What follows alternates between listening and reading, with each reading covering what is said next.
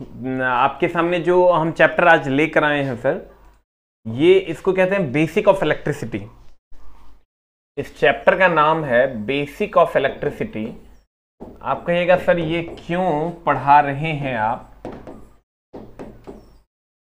कि basic of electricity क्यों पढ़ा रहे हैं आप, तो सर क्यों पढ़ा रहे हैं और ये क्या है, तो सर गौर फरमाइएगा। बेसिक ऑफ इलेक्ट्रिसिटी का जो मामला है ये कुछ इस कदर है कि ये आपको फिजिक्स में भी पढ़ना है। यहां थोड़ा सा अलग अप्रोच होगा पढ़ाने का, थोड़ा सा अलग, बहुत ज्यादा अलग नहीं होगा। वहां अगर हम लोग सर 10% पढ़ेंगे तो यहां हम लोग 11 रुपया पढ़ेंगे, बस उतने का डिफरेंस होगा। फिजिक्स में भी पढ़ना है और इलेक्ट्रीशियन ट्रेड में भी पढ़ना है। इलेक्ट्रीशियन या इलेक्ट्रॉनिक्स या इलेक्ट्रिकल, जो भी आप कहते हैं, उस ट्रेड में भी ये चैप्टर पढ़ना है। इस चैप्टर को सर जान ऑफ आईटीआई कहते हैं, परान आप कह सकते हैं। मतलब ये चैप्टर नहीं तो फिर कुछ भी नहीं। बेसिक ऑफ इलेक्ट्रिसिटी अगर आपका क्लियर नहीं है तो आपको कुछ भी समझ में नहीं आने जा रहा है।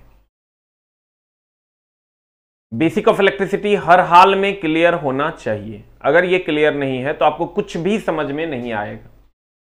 और ये इलेक्ट्रीशियन ट्रेड वाले की को जो है ये सर कम से कम अगर देखिएगा इसको तो ये कम से कम हमको लगता है कि अगर 75 नंबर के प्रश्न पूछे जाते हैं तो उसमें से 20 नंबर के प्रश्न यहीं से पूछे जाते हैं। कितना इंपॉर्टेंट है ये चैप्टर आप सोच सकते हैं। अगर 75 नंबर के प्रश्न पूछे जाते हैं किसी भी एग्जाम में, होल क्वेश्चंस की संख्या अगर 75 है तो उसमें से 20 नंबर के प्रश्न यहीं से पूछे जाते हैं। एकदम फिक्स है ये, 75 में 20 यहीं से पूछे जाते हैं। और ये चैप्टर फिजिक्स में भी अगर आप अभी पढ़ रहे होंगे, एएलपी फुल फाउंडेशन में अगर आपका एडमिशन होगा तो सुबह जो फिजिक्स चल रहा था उसमें भी यही चल रहा था। एएलपी फुल फाउंडेशन में अगर आपका एडमिशन होगा तो उसमें जो फिजिक्स चल रहा है तो उसमें भी यही चैप्टर चल रहा है। वहां और यहां में थोड़ा सा का डिफरेंस है लास्ट में।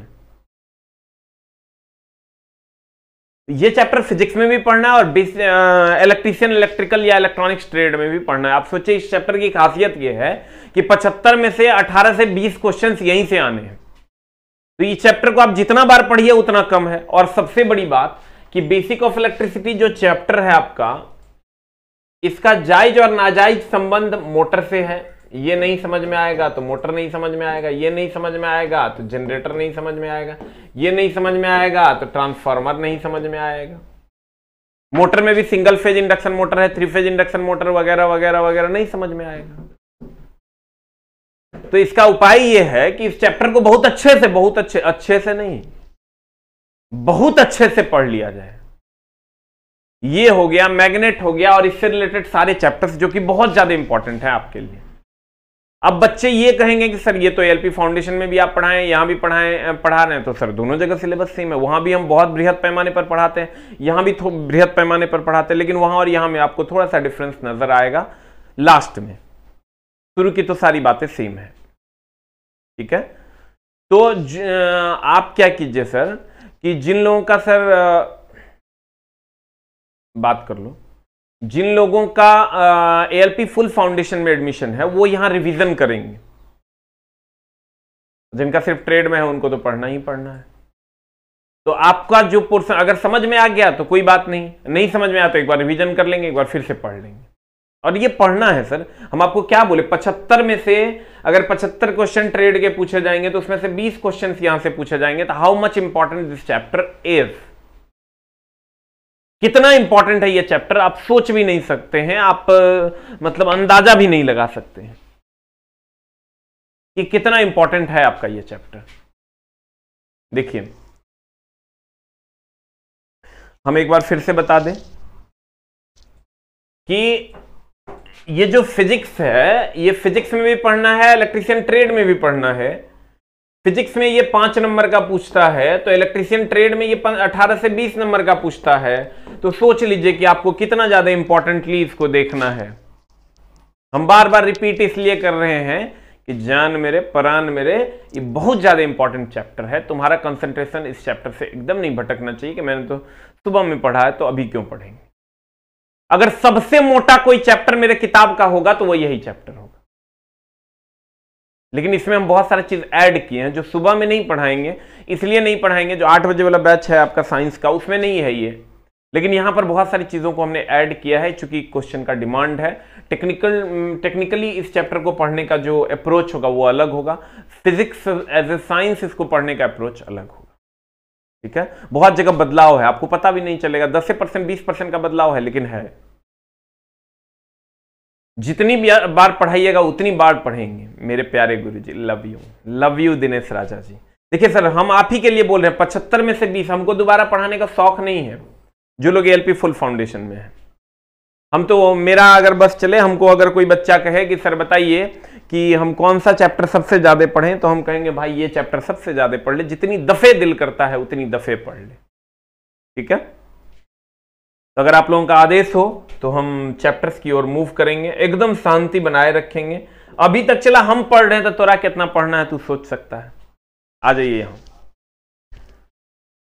Basic of electricity.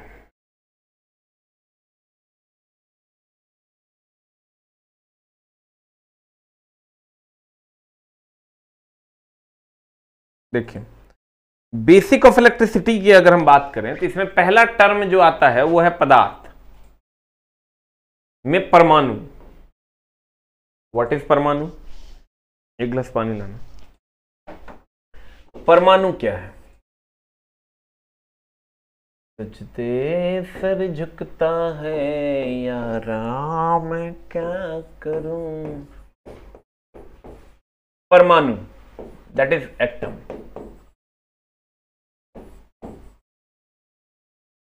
ठीक है, परमाणु क्या है? अगर हम परमाणु की बात करें तो ये कोई तत्व है, मान लो ये कोई तत्व है, इसका एक छोटा सा कण ले लेते हैं। एक छोटा सा कण ले लेते हैं सर, इसी को हम परमाणु कहते हैं। फिर ये बात आप केमिस्ट्री में भी पढ़े होंगे, ध्यान दीजिएगा। योगेंद्र जी, आपकी बातों पर ध्यान दिया गया है, आप एकदम टेंशन ना लें। कोरोना का समय है, ज्यादा टेंशन लीजिएगा हार्ट अटैक से मर जाइएगा। इसलिए प्यारे योगेंद्र जी, आप अधिक टेंशन ना लें। कहते हैं, गौर फरमाइएगा,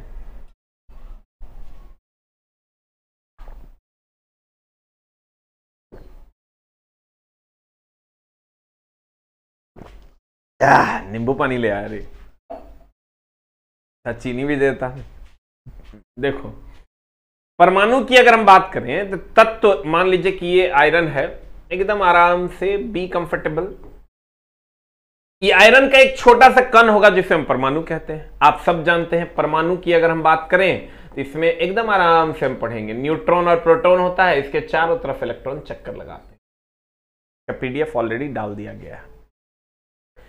इसमें न्यूट्रॉन और प्रोटॉन होता है, इसके चारों तरफ इलेक्ट्रॉन चक्कर लगा रहा होता है।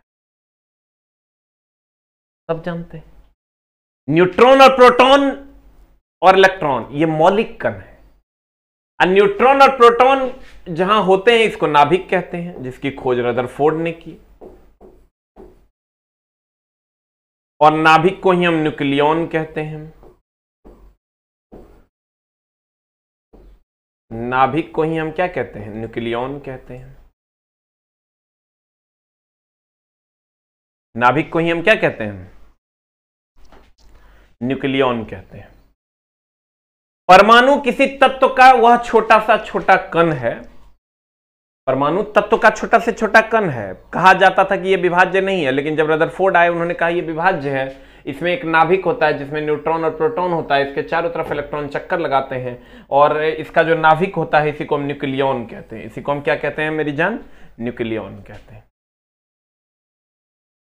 तो कहते हैं गौर फरमाइएगा। और ये स्वतंत्र अवस्था में, ये जो परमाणु है, ये स्वतंत्र अवस्था में इतना छोटा छोटा कण नहीं पाया जाता। इस कण का आकार जो होता है ये 10⁻⁻10 मीटर यानी 1 एंगस्ट्रॉम के बराबर होता है। तो ये छोटा सा छोटा कण इतना फ्रीली नहीं पाया जाता है, फ्री स्टेज में ये नहीं पाया जाता है। कहते हैं मेरी जान कि ये जो परमाणु है ये स्वतंत्र अवस्था में नहीं पाया जाता, ये एक दूसरे के साथ कंबाइंड स्टेज में पाया जाता है। ठीक है, रासायनिक अभिक्रिया में इलेक्ट्रॉन भाग लेता है, वो भी बाह्यतम कक्षा का। तो कहते हैं परमाणु में एक नाभिक होता है जिसमें न्यूट्रॉन और प्रोटॉन होते हैं, जिसे नाभिक या न्यूक्लियॉन कहते हैं। इलेक्ट्रॉन चारों तरफ चक्कर लगाता है। तो गौर फरमाइएगा, कहता है किसी पदार्थ का वह छोटा से छोटा कण, पदार्थ का, मान लो ये आयरन है, इसका एक छोटा से छोटा कण। इस चैप्टर को 8 बार पढ़ो, 10 बार पढ़ो तो वो भी कम है। पीडीएफ कहां दिए हैं देखो। एसके झा इलेक्ट्रीशियन एक ग्रुप है, उस ग्रुप में डेली हम बता देते हैं ये बात, आप लोग फॉलो नहीं करते हैं। उस ग्रुप में लगभग कितने मेंबर हैं?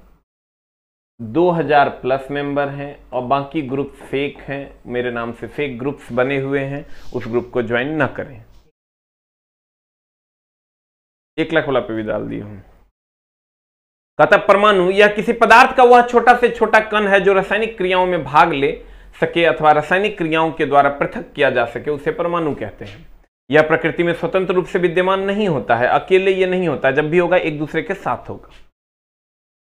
अब कहता है इसमें मुख्यतः प्रोटॉन, न्यूट्रॉन और इलेक्ट्रॉन से बना होता है, सब जानता है। परमाणु में 3 कण होते हैं, एक न्यूट्रॉन, एक प्रोटॉन, और इसके चारों तरफ जो चक्कर लगाता है उसे हम कहते हैं इलेक्ट्रॉन। इसके चारों तरफ जो चक्कर लगाता है इसको हम क्या कहते हैं? इलेक्ट्रॉन कहते हैं। ये जो सबसे बाह्यतम कक्षा का इलेक्ट्रॉन है इसी को हम मुक्त इलेक्ट्रॉन कहते हैं। इसी को मुक्त इलेक्ट्रॉन या इसी को हम संयोजी इलेक्ट्रॉन कहते हैं। इसको हम लोग मुक्त इलेक्ट्रॉन या संयोजी इलेक्ट्रॉन कहते हैं। यह मुख्यतः प्रोटॉन, न्यूट्रॉन तथा इलेक्ट्रॉन से बना होता है। प्रोटॉन, न्यूट्रॉन तथा इलेक्ट्रॉन प्रकृति में मूल कण माने जाते हैं। सही बात है, मौलिक कण यही है। न्यूट्रॉन और प्रोटॉन नाभिक में होता है, इलेक्ट्रॉन चक्कर लगाता है। इलेक्ट्रॉन को हम, इस इलेक्ट्रॉन को हम मुक्त इलेक्ट्रॉन या संयोजी इलेक्ट्रॉन किसे कहते हैं? जो नाभिक से दूर होता है। यह नाभिक से दूर होता है और यही रासायनिक अभिक्रिया में भाग भी लेता है, क्योंकि जो बाहर होगा वही लड़ेगा। राजा कभी थोड़े जाता है लड़ने, जो दरबार के बाहर रहता है खड़ा बॉर्डर पर वही लड़ता है। क्या मोदी जी थोड़े जाएंगे लड़ने? उनको तो बस लंबा लंबा छोड़ देना है। हिंदू क्या है, मुसलमान क्या है, उसको लड़ा देना है। मोदी जी गुस्सा से तो मतलब नाम सुनते ही दिमाग काम करना बंद कर देता है। अब ये कर क्या रहे हैं? आज पप्पू यादव की गिरफ्तारी हुई, मतलब जो कि एकदम नहीं होनी चाहिए थी। कहते हैं इलेक्ट्रॉन, ध्यान दीजिएगा सर, इलेक्ट्रॉन सबसे बाहरी कण है, इसको हम मुक्त इलेक्ट्रॉन या संयोजी इलेक्ट्रॉन कहते हैं। प्रोटॉन, न्यूट्रॉन और इलेक्ट्रॉन प्रकृति में मूल कण माने जाते हैं। कौन कण माने जाते हैं? मूल कण माने जाते हैं। प्रोटॉन, न्यूट्रॉन और इलेक्ट्रॉन प्रकृति में मूल कण माने जाते हैं। कौन कण माने जाते हैं? मूल कण माने जाते हैं। इलेक्ट्रॉन सबसे बाहरी कक्षा का जो इलेक्ट्रॉन होगा उसे मुक्त इलेक्ट्रॉन या संयोजी इलेक्ट्रॉन कहते हैं। जो सबसे बाह्यतम कक्षा का इलेक्ट्रॉन होगा उसे मुक्त इलेक्ट्रॉन या संयोजी इलेक्ट्रॉन कहते हैं। और यही रासायनिक अभिक्रिया में भाग लेता है। इसी के कारण विद्युत धारा का प्रवाह भी होता है। तो देखिए, कहते हैं प्रोटॉन, अब देखिए प्रोटॉन, न्यूट्रॉन, इलेक्ट्रॉन की अगर बात करोगे तो प्रोटॉन और न्यूट्रॉन ये नाभिक में होता है, इसके चारों तरफ इलेक्ट्रॉन चक्कर लगाता है। इलेक्ट्रॉन पर निगेटिव चार्ज होता है -1.6 × 10⁻⁻19 कूलम। अब प्रोटॉन पर प्लस चार्ज होता है +1.6 × 10⁻⁻19 कूलम। और न्यूट्रॉन पर कोई चार्ज नहीं होता है, 0। ध्यान देना।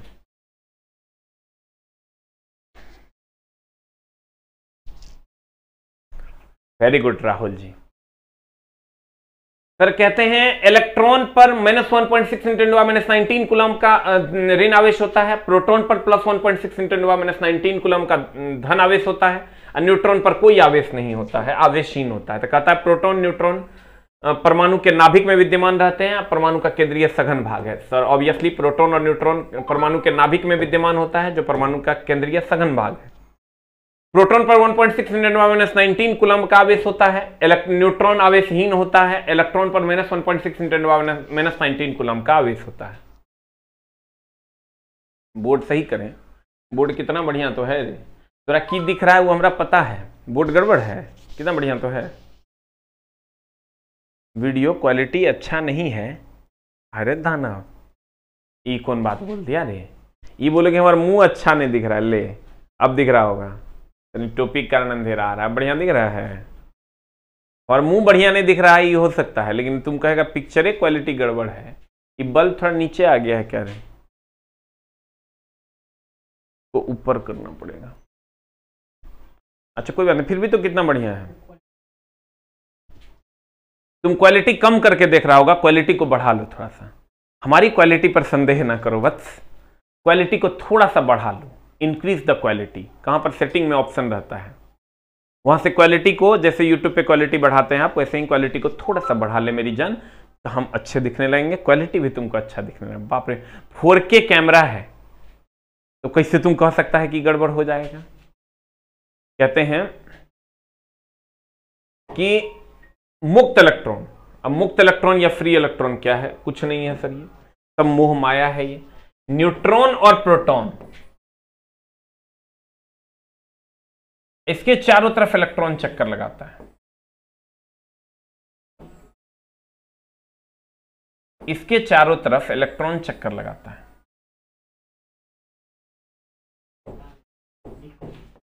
इसके चारों तरफ इलेक्ट्रॉन चक्कर लगाता है।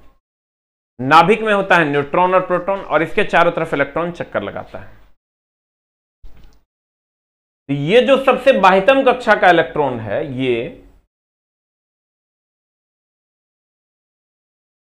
ये जो सबसे बाह्यतम कक्षा का इलेक्ट्रॉन है, इसको हम कहते हैं मुक्त इलेक्ट्रॉन। इसी को हम कहते हैं संयोजी इलेक्ट्रॉन।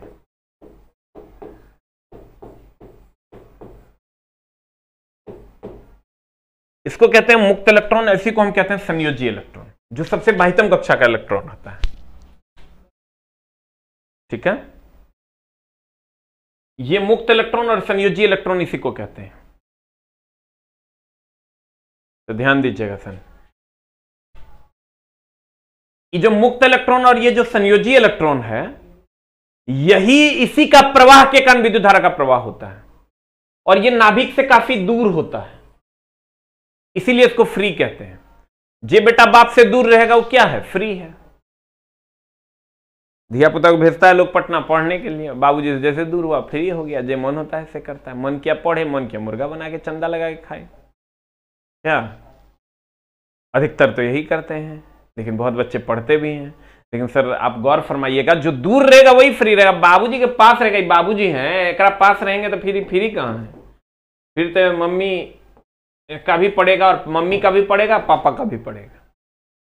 तो न्यूट्रॉन और प्रोटॉन नाभिक में होते हैं, इससे बहुत सबसे जो दूर होता है उसे मुक्त इलेक्ट्रॉन या संयोजी इलेक्ट्रॉन कहते हैं। क्योंकि बाह्यतम कक्षा का इलेक्ट्रॉन है, इसलिए इसे हम मुक्त इलेक्ट्रॉन कहते हैं। रासायनिक अभिक्रिया में यही भाग लेता है और इसी के कारण विद्युत धारा का प्रवाह होता है। ध्यान दीजिएगा, कहते हैं मुक्त इलेक्ट्रॉन, फ्री इलेक्ट्रॉन्स। अधिकांश धातुओं के अंतिम कक्षा में केवल 1 या 2 इलेक्ट्रॉन होते हैं जिन्हें मुक्त इलेक्ट्रॉन कहते हैं। जो बाह्यतम कक्षा का इलेक्ट्रॉन होगा उसे हम मुक्त इलेक्ट्रॉन कहते हैं। नाभिक से दूर होने के कारण लगभग मुक्त अवस्था में होता है, इसलिए इसे मुक्त इलेक्ट्रॉन कहते हैं। ध्यान दीजिएगा, ये नाभिक से दूर होता है, यहां ये नाभिक है, ये नाभिक से दूर होने के कारण इसको हम मुक्त इलेक्ट्रॉन के नाम से जानते हैं। नाभिक से दूर होने के कारण इसे हम मुक्त इलेक्ट्रॉन के नाम से जानते हैं। ठीक है, अब देखिए, कहता है मुक्त इलेक्ट्रॉन्स के कारण ही आवेश चालक में एक सिरे से दूसरे सिरे तक पहुंचता है। अब मामला क्या है, 2 जगह विद्युत धारा का प्रवाह के बारे में आपको कहेगा। एक तो कहेगा धातु, या कहेगा चालक तार, धातु या कहेगा क्या चालक तार, या कहेगा विद्युत अपघट्य।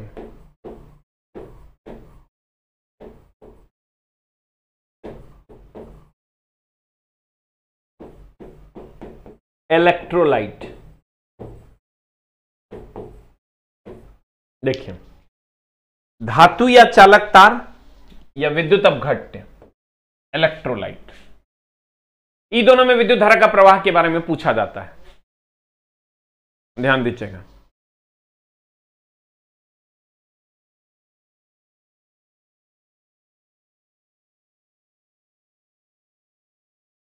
अगर हम धातु या चालक तार की बात करें तो इसमें विद्युत धारा का प्रवाह मुक्त इलेक्ट्रॉन के कारण होता है। जो बाह्यतम कक्षा का इलेक्ट्रॉन होता है उसी को मुक्त इलेक्ट्रॉन कहते हैं, उसके कारण इसमें विद्युत धारा का प्रवाह होता है। वैद्युत अपघट्य में अगर बात कीजिएगा, मान लीजिए H2SO4 है, सल्फ्यूरिक एसिड, ये टूट जाता है H+ प्लस HSO4 माइनस में। और जब ये टूट जाता है H+ प्लस HSO4 माइनस में, ये कौन सा एलपी के कोर्स एक्टिवेट करने की बात कर रहा है? आई मेघौन कुमार को देखो क्या समस्या है इसकी। सूरज देखो क्या प्रॉब्लम है इस सबका। किस कोर्स एक्टिवेशन की बात कर रहा है वत्स? एएलपी का कोर्स तो तुम्हारा अब कैसे तुम लोग लेता है, क्या करता है, बाएं बाएं बाएं कर कमेंट्स करते रहता है। खाली नंबर भेज दो, हम बोलते हैं फोन कर देगा। टेंशन काहे ले रहा? हम जिंदा है ना, हम जिंदा है, थोड़ा टेंशन नहीं होने देंगे। कहते हैं धातु या चालक तार में विद्युत धारा का प्रवाह मुक्त इलेक्ट्रॉन के कारण होता है और वैद्युत अपघट्य में विद्युत धारा का प्रवाह दोनों के कारण होता है।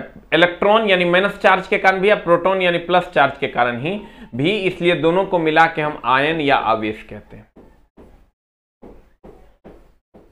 इसलिए दोनों का मिला के हम आयन या आवेश कहते हैं। धातु या चालक तार में विद्युत धारा का प्रवाह मुक्त इलेक्ट्रॉन के कारण होता है और वैद्युत अपघट्य में विद्युत धारा का प्रवाह आयन के कारण या आवेश के कारण होता है। आयन मतलब धन आयन और ऋण आयन दोनों के कारण। विद्युत अपघट्य क्या होता है? विद्युत अपघट्य वह घोल है जिससे सर करंट प्रवाहित करने पर उससे विद्युत धारा का प्रवाह होने लगता है। वैद्युत अपघट्य वह घोल है जिससे करंट प्रवाहित करने पर, गौर फरमाइएगा, वैद्युत अपघट्य वह घोल है जिससे विद्युत धारा प्रवाहित करने पर, विद्युत धारा प्रवाहित करने पर, क्या प्रवाहित करने पर मेरी जान? विद्युत धारा प्रवाहित करने पर हो जाएगा। जैसे शुद्ध जल है, उससे आप विद्युत धारा प्रवाहित कीजिए, नहीं होगा। शुद्ध जल से आप विद्युत धारा प्रवाहित कीजिए, एकदम नहीं हो सकता है।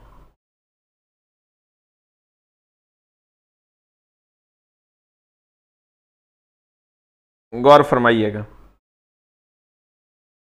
कहते हैं, क्या कहते हैं कि वैद्युत अपघट्य वह एक घोल होता है, जैसे नमक पानी का घोल हो गया, चीनी पानी का घोल हो गया, एक घोल होता है जिससे होकर हम विद्युत धारा का प्रवाह करते हैं। तो हम बार बार बोलते हैं, वहां जो आप सुबह में साइंस में हमसे पढ़े होंगे ये, और यहां पढ़िएगा, दोनों के अप्रोच में डिफरेंस होगा। ठीक है, इसे समझने की चेष्टा करें।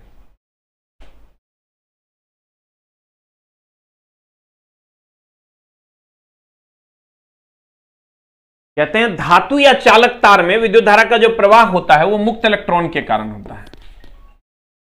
अब वैद्युत अपघट्य में जो विद्युत धारा का प्रवाह होता है वो H2SO4 है, तो ये H+ और HSO4 माइनस के कारण होता है, आयन के कारण होता है, आवेश के कारण होता है। ठीक है, अब विद्युत अपघट्य है क्या? वह देखिए, यहां हम इसलिए थोड़ा सा जोर दे रहे हैं क्योंकि एक आगे हम एक टॉपिक पढ़ाने वाले हैं, इलेक्ट्रोप्लेटिंग, वहां पर मामला फंसेगा। विद्युत अपघट्य वह घोल है जिससे होकर विद्युत धारा का प्रवाह हो जाए। जिससे होकर विद्युत धारा का प्रवाह नहीं होगा वो विद्युत अपघट्य नहीं है। कहते हैं मेरी जान, आपके सभी सवालों का हम जवाब दे देंगे, पहले पढ़ाई कीजिए। मुक्त इलेक्ट्रॉन के कारण ही आवेश चालक में एक सिरे से दूसरे सिरे तक पहुंचता है। चलो, अगर ये बात तुम नहीं भी जानते हो तो ये बात तुम्हारा क्लियर कर देगा। ठोस धातु जैसे एल्युमिनियम का तार, जैसे आयरन का तार, ठोस धातु के तार में विद्युत धारा का प्रवाह मुक्त इलेक्ट्रॉन्स के कारण होता है, जबकि विद्युत अपघट्य में विद्युत धारा का प्रवाह आयन के कारण होता है। ठोस धातु के तार में विद्युत धारा का प्रवाह मुक्त इलेक्ट्रॉन के कारण होता है, ठोस धातु के तार में विद्युत धारा का प्रवाह मुक्त इलेक्ट्रॉन के कारण होता है। ठोस धातु के तार में अल्युमिनियम, आयरन, सोना, उसमें विद्युत धारा का प्रवाह मुक्त इलेक्ट्रॉन के कारण होता है, जबकि विद्युत अपघट्य में विद्युत धारा का प्रवाह आयन के कारण होता है। विद्युत अपघट्य क्या है? वह घोल जिससे विद्युत धारा का प्रवाह हो उसे हम विद्युत अपघट्य कहते हैं। अगर विद्युत धारा का प्रवाह नहीं हो पाएगा तो उसे विद्युत अपघट्य नहीं कहेंगे।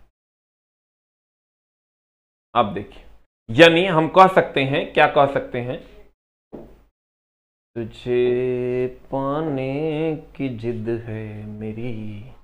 धातु या चालक तार में विद्युत धारा का प्रवाह मुक्त इलेक्ट्रॉन के कारण, जबकि विद्युत अपघट्य में विद्युत धारा का प्रवाह आयन या आवेश के कारण होता है।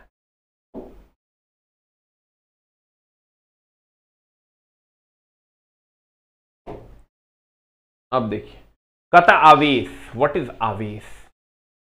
आवेश बोले तो चार्ज, आवेश बोले तो चार्ज। तेरे लम्हों को खरीदूंगा। प्रैक्टिस करके पढ़ाइए सर जी, वेरी गुड। डिस्टिल वाटर जो है ये विद्युत अपघट्य नहीं है। Very good question. देखिए, राहुल जी कहते हैं कि डिस्टिल वाटर विद्युत धारा का प्रवाह होगा, एकदम नहीं होगा। क्यों नहीं होगा? क्योंकि डिस्टिल वाटर जो शुद्ध जल है वो आयन में नहीं टूटता है। शुद्ध जल आयन में नहीं टूट पाता है, इसलिए उससे विद्युत धारा का प्रवाह नहीं होगा। ठीक है, कहते हैं, गौर फरमाइएगा।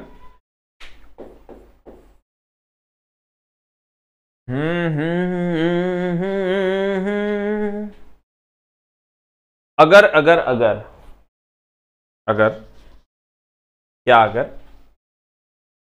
अगर हम विद्युत धारा का प्रवाह की बात करें सर, तो ठोस चालक तार में विद्युत धारा का प्रवाह होता है मुक्त इलेक्ट्रॉन के कारण, विद्युत अपघट्य में विद्युत धारा का प्रवाह होता है आयन के कारण।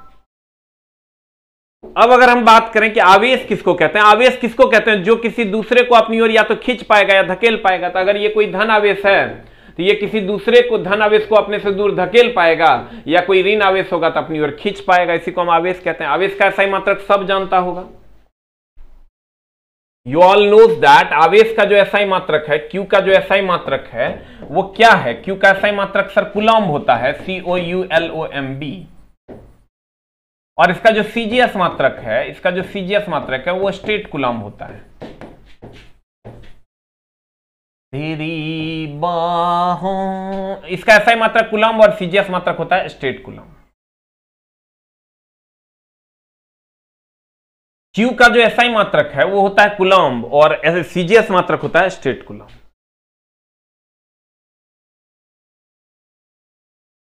ध्यान दीजिएगा सर, क्यू का एसआई मात्रक होता है कूलम्ब और सीजीएस मात्रक होता है स्टेट कूलम्ब। ठीक है, और इसका आवेश का एक और एसआई मात्रक होता है, Q इज इक्वल टू होता है IT। IT बोले तो ampere second. Q is equal to होता है सर IT बोले तो होता है, I बोले तो एम्पियर, T बोले तो सेकेंड, और इसी एम्पियर सेकेंड को हम कूलम्ब भी कहते हैं। इसी एम्पियर सेकेंड को हम कूलम्ब कहते हैं। शुद्ध पानी में नमक मिला दीजिएगा तो फिर वो विद्युत अपघट्य हो जाएगा। Very good. देखिए, ये सब ना बात हुआ। अमित कुमार जी कहते हैं आयन क्या होता है सर जी? Very good. MD Sihan ji कहते हैं what is ion sir? Ion मारेंगे चोटा की। धन आयन ऋण आयन नहीं सुना है रे? पॉजिटिव बोले तो धन आयन, निगेटिव बोले तो ऋण आयन। मारे कान के नीचे तक तबड़ाक।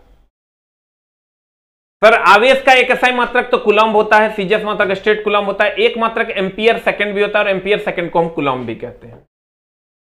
कहते हैं आवेश यह किसी पदार्थ का वह गुण है जिसके कारण कोई वस्तु विद्युत आकर्षण या विकर्षण का अनुभव करती है।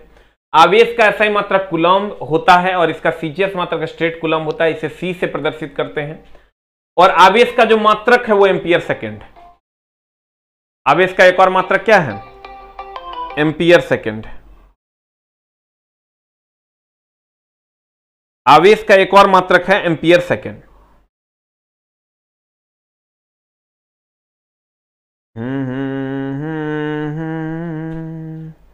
आवेश का एक और मात्रक क्या है? Ampere second. एक तो कूलम्ब है, ये है, दूसरा स्ट्रेट कूलम्ब हो गया सीजीएस, और एक मात्रक हो गया एम्पियर सेकेंड। अब देखो कहते हैं, अब दो बातें हैं यहां पर, एकदम आराम से चला, 75 में 15 से 18 से 20 आवेश के लिए धन और ऋण शब्द का जो प्रयोग है, आवेश के लिए प्यारे बच्चों धन और ऋण शब्द का जो प्रयोग है, धन और ऋण शब्द का जो प्रयोग है, आवेश के लिए धन और ऋण शब्द का प्रयोग किसने किया था? ये जो शब्द है धन और ऋण, ये शब्द का प्रयोग बेंजामिन फ्रैंकलिन ने किया था। बेंजामिन फ्रैंकलिन ने किया था। आवेश के लिए धन और ऋण शब्द का प्रयोग किसने किया था? बेंजामिन फ्रैंकलिन ने किया था। इनका कहना है आवेश का एक और मात्रक एम्पियर सेकेंड और कूलम। हाँ सही है सर। देखिए ये सब में बात हुआ, कुछ से कुछ मैसेज करते रहता है, सर मेरा कोर्स होगा कि नहीं, सर रीजनिंग अपलोड, सब छोटा अपलोड होता है, देखता है नहीं, झूठे कुछ से कुछ करते रहता है। अब एक सर ये टेक्निकल ऑनलाइन क्लासेस के कुछ डिसएडवांटेजेस भी हैं, सब में सब चीज एडवांटेज हो जाएगा तो नहीं होगा। भगवान राम मर्यादा पुरुषोत्तम से तब भी बीवी के लिए वो डिसएडवांटेजेस थे। भगवान श्री राम से देखो, अगर भगवान श्री राम जो है मर्यादा पुरुषोत्तम थे, लेकिन सीता के साथ उन्होंने गलत ही किया, तो अभी की दुनिया में सर सब लोग गलत हैं, जो कम गलत है वो बहुत ज्यादा सही है। अभी की जो दुनिया है उसमें सब लोग गलत हैं, जो कम गलत है वो बहुत ज्यादा सही है। तो कोशिश कीजिए कि सर कम गलत हो, उस पर ज्यादा से ज्यादा संभावना दें और ज्यादा से ज्यादा उस पर काम करें। तो कहते हैं सर आवेश के लिए धन और ऋण शब्द का प्रयोग बेंजामिन फ्रैंकलिन ने किया, और वस्तुओं को आवेशित करने की प्रक्रिया सर्वप्रथम थेल्स चचा ने बताया था। आवेशित करने की जो प्रक्रिया है, आवेशित करने की जो प्रक्रिया है उसे किसने बताया था? उसे थेल्स ने बताया था। धन और ऋण शब्द का प्रयोग किसने किया था? वत्स बेंजामिन फ्रैंकलिन ने किया था। आवेश के लिए धन और ऋण शब्द का प्रयोग, और आवेशित करने की प्रक्रिया किसने बताई थी? तो ये थेल्स ने बताई थी। कैसे? इन्होंने कहा कांच की छड़ को जब रेशम के कपड़े से रगड़ोगे तो कांच का छड़ इलेक्ट्रॉन का त्याग करेगा, रेशम का कपड़ा इलेक्ट्रॉन ग्रहण करेगा, जो त्याग करेगा उस पर धन आवेश, जो ग्रहण करेगा उस पर ऋण आवेश। सब जानता है, जो त्याग करेगा उस पर धन आवेश, जो ग्रहण करेगा उस पर ऋण आवेश।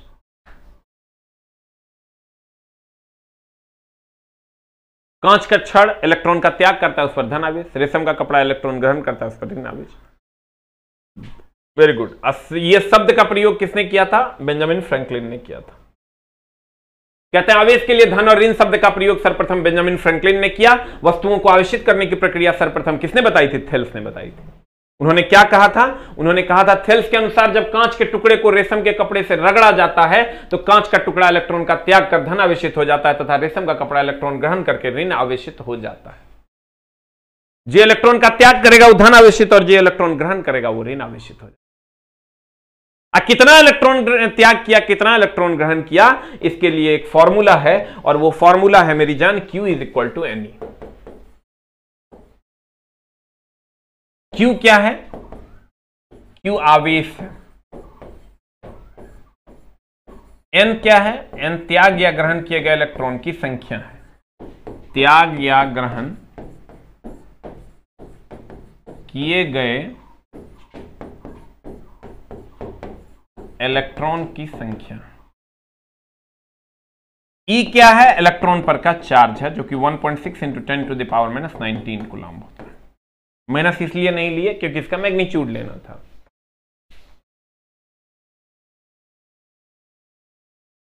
कहते हैं Q बराबर Ne। Q आवेश है, N त्याग या ग्रहण किए गए इलेक्ट्रॉन की संख्या है, और E 1.6 × 10⁻⁹ कूलम्ब का आवेश है। ठीक है। कहते हैं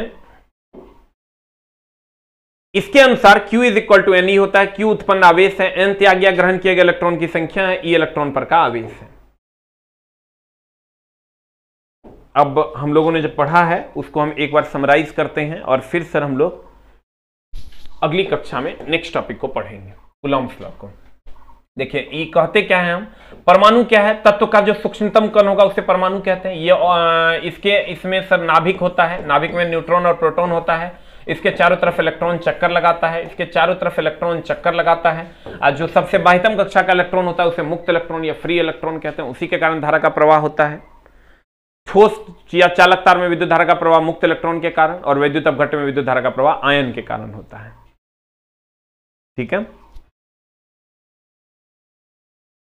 तो ठोस तार में विद्युत धारा का प्रवाह किसके कारण होता है, मुक्त इलेक्ट्रॉन के कारण। अब वैद्युत अपघट्ट में विद्युत धारा का प्रवाह आयन के कारण होता है।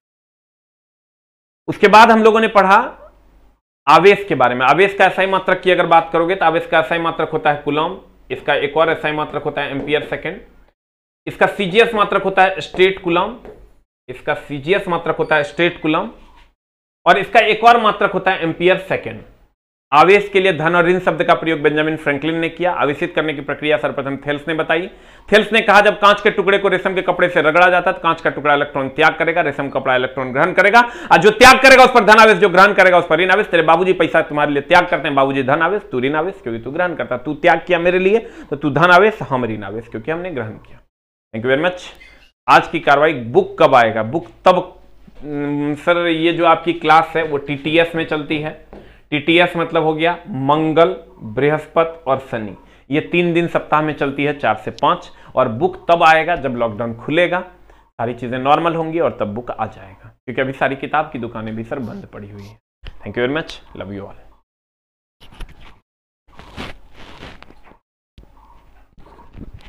अच्छा, एक बच्चे का कहना है कि 30 से 35 मिनट चलेगा तो क्या फायदा होगा, आप ही बताइए। चलो थोड़ा सा और पढ़ा देते हैं, क्या दिक्कत है? तुम सजन रे एकदम नाराज मत हो, लोग कूलम्स लॉ भी पढ़ाते हैं, हम तो चला अपने मूड के हिसाब से पढ़ाते हैं। वैसे तू कह रहा है तो हम पढ़ा देते हैं। ले जे तू कहेगा, लेकिन चला ये आज पढ़ाते रहे हैं, मेरा मूड है, हम 35 से 40 मिनट का क्लास लेते हैं अपने हिसाब से। और सर पढ़ाना और टाइम को तुम बोलो ना, हम 8 से 10 दिन में पूरा इलेक्ट्रिशियन ही खत्म हो जाएगा, लेकिन चला वो करना नहीं ना है। एकदम आराम आराम से पढ़िएगा सर तो वो लंबा चलेगा। कछुए की चाल में चलिए, खरगोश की चाल चलिएगा तो मर जाइएगा। हम सर इसमें क्वेश्चन भी करवाएंगे आपको, एकदम आपको टेंशन लेने की जरूरत नहीं है, क्वेश्चन भी हम ही करवाएंगे आपको, एकदम इसके लिए टेंशन नहीं लेना है। देखिए कहते हैं, क्या कहते हैं? कहते ये है कूलॉम्ब का नियम। चलो ये भी करवा देते हैं, तुम नाराज ना होना, ठीक ना। कूलम्ब्स लॉ कहता है कि ये कोई आवेश है, एक Q1 और एक आवेश है Q2, दोनों के बीच की दूरी r है। अगर दो आवेश Q1 Q2 एक दूसरे से r दूरी पर हो तो उनके बीच लगने वाला जो, आज लेकिन करवा देना, अगले बार से नहीं बोलना, नहीं तो मामला गड़बड़ा देंगे, गुस्सा आ जाएगा फिर। 35 से 40 मिनट का क्लास होगा सर आपका, ठीक है। अभी ध्यान देना। कहते हैं कूलम्ब्स लॉ क्या कहता है, ने चला बोल दिया है तो चलो एक टॉपिक कर लेते हैं। F समानुपाती Q1 Q2। कूलम्ब्स लॉ कहता है कि दोनों के बीच लगने वाला आकर्षण या विकर्षण का बल इनके आवेशों के गुणनफल का समानुपाती होगा तथा इनके बीच की दूरी के वर्ग का व्युत्क्रमानुपाती होगा। इनके बीच की दूरी के वर्ग का व्युत्क्रमानुपाती होगा। कूलम्ब्स लॉ कहता है कि दो आवेश अगर एक दूसरे से r दूरी पर हो तो इनके बीच लगने वाला आकर्षण या विकर्षण, अगर दोनों प्लस प्लस है तो विकर्षण लगेगा, 1 + 1 - होता है आकर्षण बल, उनके आवेश के गुणनफल का समानुपाती था उनके बीच की दूरी के वर्ग का व्युत्क्रमानुपाती होगा। यानी आवेश जितना ज्यादा होगा लगने वाला बल उतना ही ज्यादा होगा, और आवेश जितना कम होगा लगने वाला बल उतना ही कम होगा, और दोनों के बीच का जो दूरी होगा वो उसके वर्ग का व्युत्क्रमानुपाती होगा। कभी कभी दे देता है कि कूलम्ब का नियम के अनुसार लगने वाला बल दूरी का व्युत्क्रमानुपाती होगा कि दूरी के वर्ग का व्युत्क्रमानुपाती होगा, कहेंगे दूरी के वर्ग का व्युत्क्रमानुपाती होगा। अगर नहीं रहेगा वर्ग तब मार देंगे दूरी का व्युत्क्रमानुपाती होता है, ठीक है। अब देखिए, अगर ये दोनों इक्वेशन को हम ये और ये दोनों को कंबाइन लेते हैं, मान लेते हैं इसको इक्वेशन 1 और मान लेते हैं इसको इक्वेशन 2, ये दोनों को अगर फ्रॉम 1 और 2 अगर हम करते हैं, फ्रॉम 1 और 2 अगर हम करते हैं तो F समानुपाती जो होगा वो Q1 Q2 बटा आर स्क्वायर हो जाएगा दोनों को मिला के। तो यहां अगर समानुपाती का चिन्ह हटाएंगे तो एक कांस्टेंट आएगा के Q1 Q2 बटा आर स्क्वायर। F बराबर होता है के Q1 Q2 बटा आर स्क्वायर। यहां से अगर हम इसको थोड़ा सा और सॉल्व करते हैं तो K बराबर होता है 1/4 पाई एप्सिलॉन नॉट। यहां 1/4 पाई एप्सिलॉन नॉट। तुम कहोगे ये कहां से आया, तो ये होता है। तब जब हम वैल्यू पुट करेंगे तो F बराबर आ जाएगा 1/K की जगह 4 pi epsilon not Q1 Q2 बटा आर स्क्वायर। यहां एप्सिलॉन नॉट क्या है? एप्सिलॉन नॉट निर्वात की परम विद्युतशीलता है। एप्सिलॉन नॉट जो है ये निर्वात की परम विद्युतशीलता है।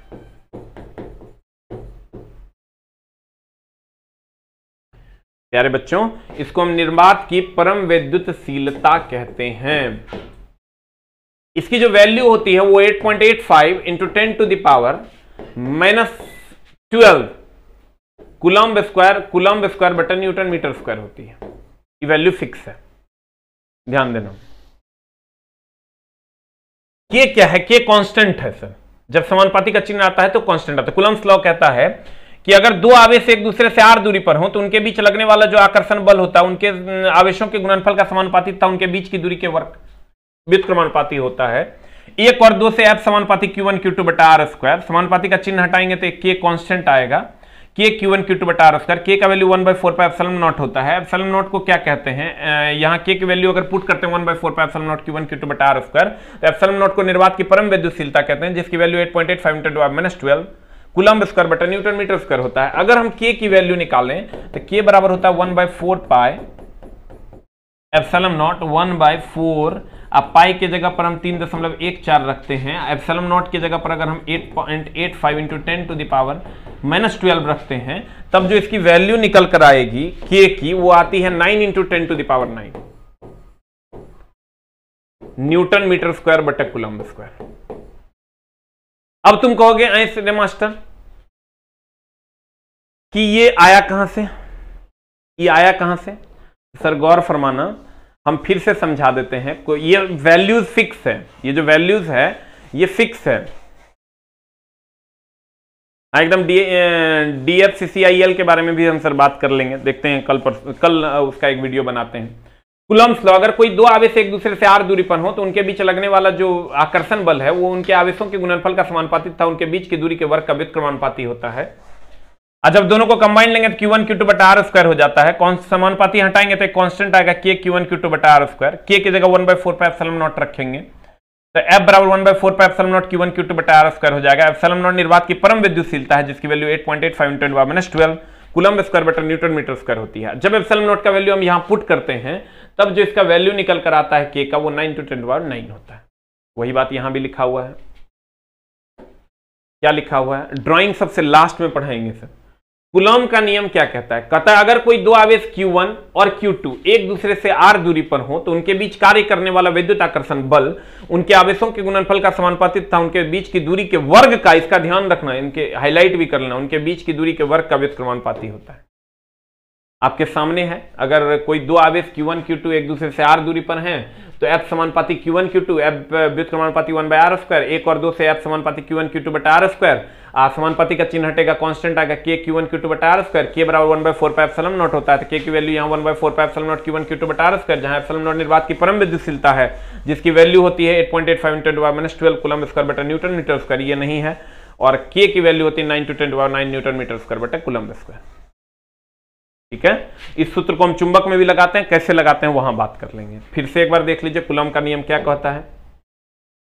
कूलम्ब का नियम कहता है कि अगर कोई दो आवेश एक दूसरे से r दूरी पर हो तो उनके बीच लगने वाला जो आकर्षण या विकर्षण का बल होगा वो उनके आवेशों के गुणनफल का समानुपाती और बीच की दूरी के वर्ग का व्युत्क्रमानुपाती होता है। इसी को हम सर कंबाइंड रूप से जब लेते हैं तो K Q1 Q2 बटा आर स्क्वायर, K बराबर 1/4 पाई एप्सिलॉन नॉट होता है। एप्सिलॉन नॉट निर्वात की परम विद्युतशीलता है, जिसकी वैल्यू इतनी होती है। ये वैल्यू जब 1/4 पाई एप्सिलॉन नॉट में एप्सिलॉन नॉट की वैल्यू रखते हैं तो इसकी K की वैल्यू आती है 9 इंटू 10⁻9। ये था हमारा कूलम्ब का नियम। आवेश के लिए धन और ऋण शब्द का प्रयोग बेंजामिन फ्रैंकलिन। आवेशित करने की प्रक्रिया थेल्स।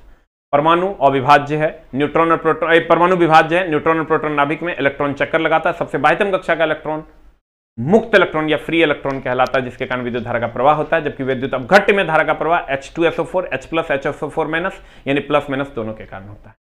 ठीक है। आवेश के लिए धन और ऋण शब्द बेंजामिन फ्रैंकलिन। आवेश जो किसी को आकर्षित या विकर्षित करे उसे हम आवेश कहते हैं। ठीक है। कूलॉम्ब SI मात्रक, स्टेट कूलॉम्ब CGS मात्रक, एम्पियर सेकंड भी SI मात्रक। Thank you very much, love you all, love you love you love you all, thank you very much.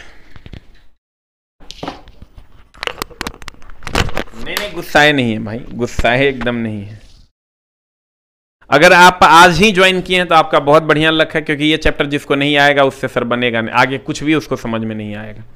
आपका टाइमिंग हम फिर से बता दें, TTS में यानी मंगल बृहस्पति शनि 4 बजे से चलता है। Thank you very much.